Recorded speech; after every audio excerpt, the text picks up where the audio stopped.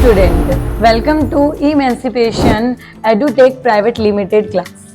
आज हम लोग सीखने वाले हैं रिएक्ट। तो अब रिएक्ट को हम लोग को अपने लोकली इंस्टॉल करना पड़ता है, ठीक है। तो अब हम लोग इसके बारे में जानने का कोशिश करेंगे कि कैसे। सबसे पहले इंस्टॉलेशन का पार्ट पे आते हैं कि इंस्टॉल कैसे करके करते हैं। तो इंस्टॉलेशन का पार्ट ये है कि हम लोग सबसे पहले जाते हैं अपने ब्राउज़र में, ब्राउज़र ओपन करते हैं। ब्राउज़र ओपन करने के बाद यहाँ पे लिखते हैं node.js.org, इसके साइट में घुसते हैं, ठीक है। जब यहाँ पे जाते हैं तो हम लोग को क्या करना रहता है, इंस्टॉल करना रहता है। तो हम लोग लेटेस्ट वर्जन को इंस्टॉल करते हैं, मतलब सबसे पहले डाउनलोड करते हैं, ठीक है। तो यहाँ पे आप डाउनलोड करने पे जाएंगे तो लेटेस्ट वर्जन में जाएंगे।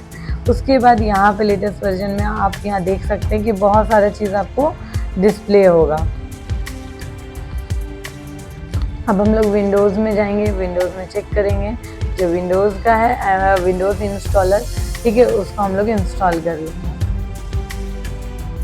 उसके बाद फिर यहाँ पे कुछ नहीं करते हैं, इसको नेक्स्ट करते हैं, इसको एक्सेप्ट करेंगे और फिर नेक्स्ट करेंगे। फिर हम लोग यहाँ पे पाथ दे सकते हैं। अगर आपको कोई पाथ चेंज करना है, मतलब आपको कहीं और रखना है, तो आप यहाँ पे फिर जाके चेंज भी कर सकते हैं, बट हम लोग को बाय डिफ़ॉल्ट जो रहता है वही रखना चाहिए। फिर इसको रन टाइम में आपको सेलेक्ट करना है, फिर इसको कुछ नहीं करना है, वापस से नेक्स्ट करना है। ऑटोमेटिकली इंस्टॉल बोल रहे हैं, नेसेसरी टूल सारा कुछ चाहिए आपको स्क्रिप्ट में। विंडोज़ में पॉपअप इंस्टॉलेशन, इसको क्लिक कीजिए, नेक्स्ट कीजिए, इंस्टॉल कीजिए। अब ये हम लोग वेट करेंगे जब तक ये इंस्टॉल हो रहा है, ठीक है। अब क्या हो गया, ये इंस्टॉलेशन हो चुकी है। अब इंस्टॉलेशन के बाद फिनिश क्लिक करेंगे, फिनिश दबाएंगे। अब ये क्या हो गया कि पूरा इंस्टॉल हो गया। तो अब यहाँ पे कुछ नहीं करना रहता है आपको। अब यहाँ पे क्या करना रहता है कि आपको चेक करना रहता है कि आपका क्या सच में इंस्टॉल हुआ या फिर नहीं हुआ।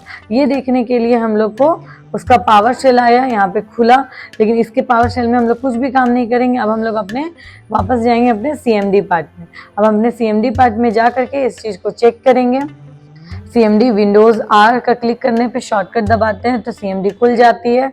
ओके दबाएंगे, यहाँ पे CMD मेरा आ गया, ठीक है। अब हम इसको चेक करेंगे कि हमने जो इंस्टॉल किया वो एक्चुअली में इंस्टॉल हुआ है कि नहीं। तो वर्जन से चेक करते हैं, लिखते हैं node-v और एंटर करते हैं, ठीक है। देखिए यहाँ पे क्या हुआ कि नोड इंस्टॉल हो गया, क्योंकि रिएक्ट इंस्टॉल करने के लिए, रिएक्ट बनाने के लिए, रिएक्ट में काम करने के लिए हम लोग को नोड और npm को इंस्टॉल करना पड़ता है। जो हमने अभी किया वो उसके सारे साथ में आता है। तो यहाँ पे फिर हमने npm तो नहीं चेक किया, अभी सिर्फ हमने नोड चेक किया। तो अब हम लोग npm चेक करेंगे। तो npm सेम लिखते हैं -v मतलब वर्जन और लिखते हैं तो दोनों। इसका मतलब ये है कि जब दोनों का वर्जन दिखा रहा है दैट मीन कि ये इंस्टॉल हो गया है।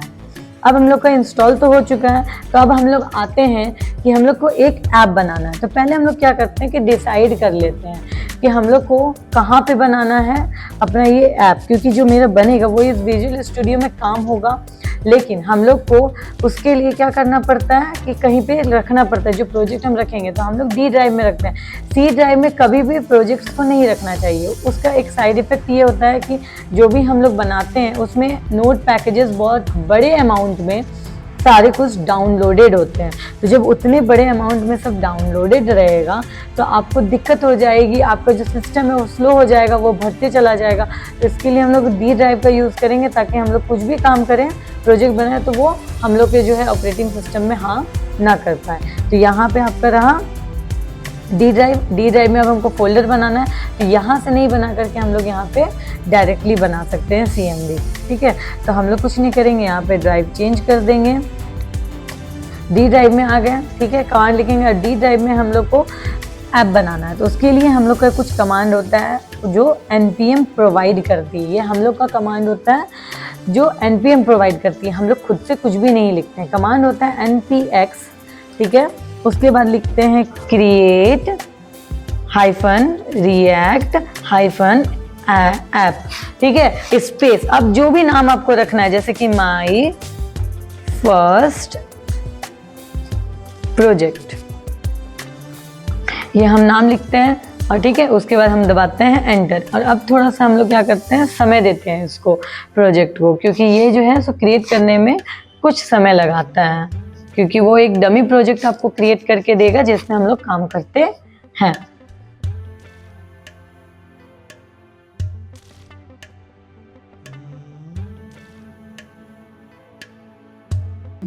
देखिए अब क्या हो गया कि हम लोग का रिएक्ट ऐप कंप्लीट हो गया।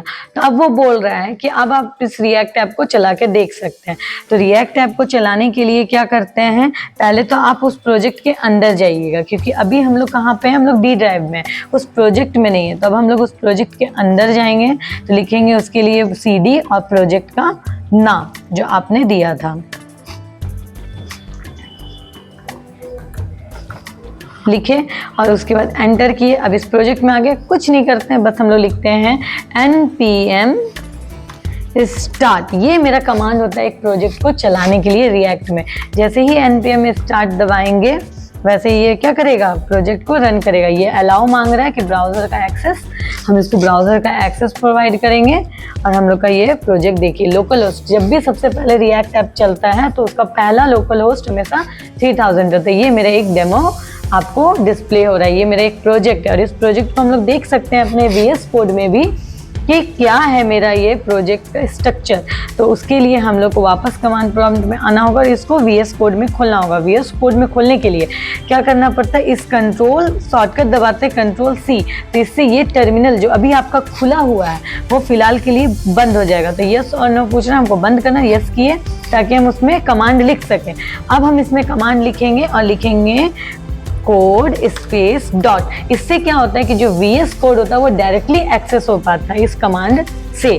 तो ये प्रोजेक्ट को वो डायरेक्ट इस VS कोड में खोलने का मदद करेगा।